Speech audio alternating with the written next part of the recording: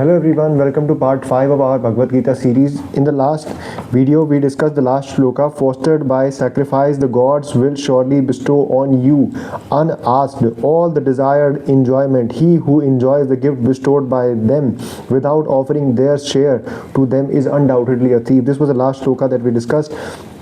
Now let's continue to the next shloka. The virtuous who partake of what is life over after sacrifice are absolved in of all sins. Those sins, one who cook for them, sake for nourishing their bodies alone, partake of sin only. All beings are evolved from food, production of food, dependent on rain. Rain ensues from sacrifice. Sacrifice is rooted in prescribed action. Know that prescribed action has its origin in Vedas, and the Vedas proceed from the indestructible God. Hence, the all-pervading infinite is always present in sacrifice.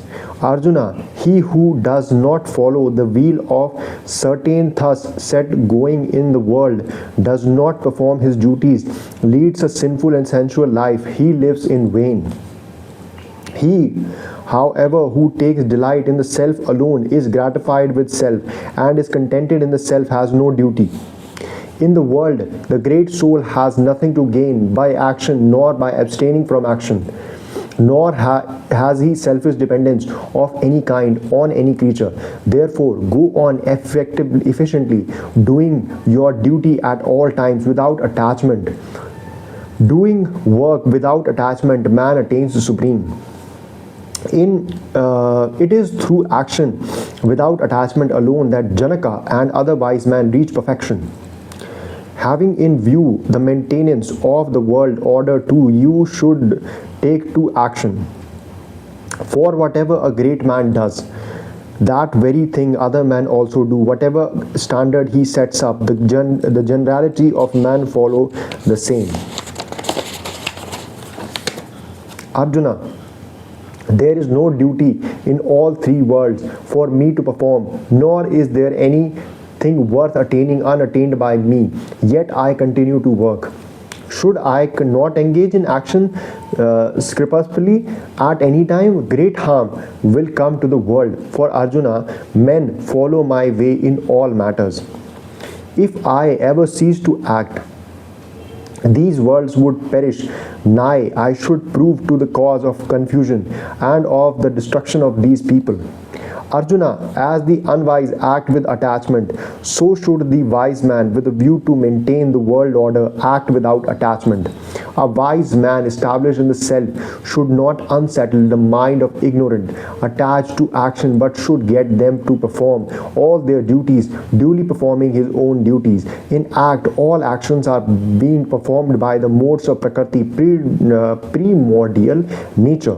The fool whose mind is deluded by egoism thinks I am the doer.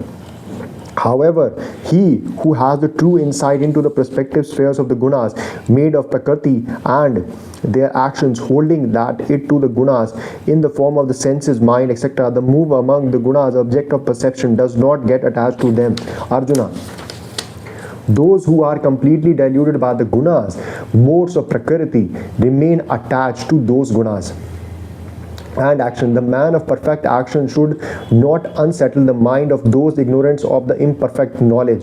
Therefore, dedicating all the actions to me with your mind fixed on me, the self of all, freed from desire, the feeling of mume, cured of mental agitation and fight, even though men who with uncavilling and divine mind always follow the teaching of mine are released from the bondage of all the actions, but they, however, who finding fault with these teaching of mine do not follow it, take those follows too deluded in the matter of the knowledge as lost. All living creatures follow their tendencies. Even the wise man acts according to the tendencies of his own nature. Of what use is restrained by the force? Attraction and repulsion are rooted in all sense objects. Man should never allow himself to be swayed by them, because they are the two principal enemies standing in the way of redemption. On one's own duty, though devoid of the merit, is preferable to the duty of another well performed. Even death is the performance of the one's own duty brings blessedness. Another duty is fraught with fear. Arjuna said, "No, impelled by what? Krishna, does this man commit sin even involuntarily as through driven by force?" Shri Bhagavan said, "It is the desire begotten of the element of rajas which appears as wrath. Nay, it is instable, grossly wicked. Know this to be the enemy in the case. As fire is covered by the smoke, mirrored by dust, embroiled by the ammunition, so is knowledge covered by desire.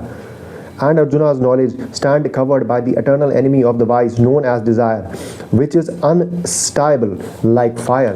The senses, the mind, the intellect are declared to be its seat. Covering the knowledge through these, it deludes the embodied soul. Therefore, Arjuna, you must first control your senses. Then kill these evil things which obstruct jnana, the jnana, the knowledge of the absolute nirgun Brahma, the vijana, knowledge of the sakaram Brahma or manifest divinity. The senses are said to be greater than the body, but the greater than the senses is the mind. Greater than the mind is the intellect, and what is greater than the intellect is he, the self. Thus, Arjuna, knowing the self, which is higher than the intellect, and subduing the mind by the reason, kills this enemy in the form of desire that is hard to overcome. Thus, in Upanishad sung by the Lord, the science of the Brahma, the scripture of the Yoga, the dialogue between the Krishna and Arjuna ends the third chapter entitled Karam Yoga, or the Yoga of the action. Now, the fourth chapter begins. Shri Bhagavan said, "I revealed this immortal yoga to Vivasvan, sun god. Vivasvan conveyed to this Manu. Manu imparted this to his son Ikshvaku. Thus transmitted in the succession from the son to the father to the son Arjuna, this yoga remained known as Rajrasis, royal sages. Through long lapses of the time, this yoga got lost to the world. The same ancient yoga, which is supreme secret, has this day been imparted to you by me, because you are my devotee and my friend." So this was it.